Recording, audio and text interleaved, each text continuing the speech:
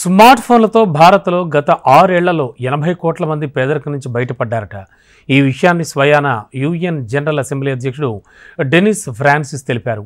డిజిటలైజేషన్లో భారత్ వేగాన్ని ఆయన బాగా ప్రశంసించారు. ఈ సందర్భంగా దేశంలోని గ్రామీణ ప్రాంతాల్లో ప్రజలు స్మార్ట్ ఫోన్లతో నగదు బిల్లుల్ని చెల్లిస్తున్న విధానాన్ని కూడా ఆయన బాగా కొనియాడారు.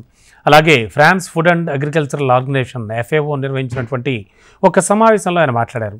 ఇండియాలోని గ్రామీణ ప్రాంతాలకు బ్యాంకింగ్ సేవలు విస్తరించడంపై ఆయన హర్షం వ్యక్తం చేశారు. ఒకప్పుడు భారత్లోని గ్రామీణ ప్రాంతాలకు బ్యాంకింగ్ కానీ ఆన్లైన్ చెల్లింపుల వ్యవస్థలు కానీ అందుబాటులో ఉండేవి కావు. కానీ బ్యాంకులతో సంబంధమే లేని రైతులు ఇప్పుడు వారి వ్యాపారాలకు సంబంధించినటువంటి అన్ని రకాల యాక్టివిటీస్ అంటే లావాదేవీలన్నీ కూడా స్మార్ట్ ఫోన్లోనే చేసుకోగలుగుతున్నారు.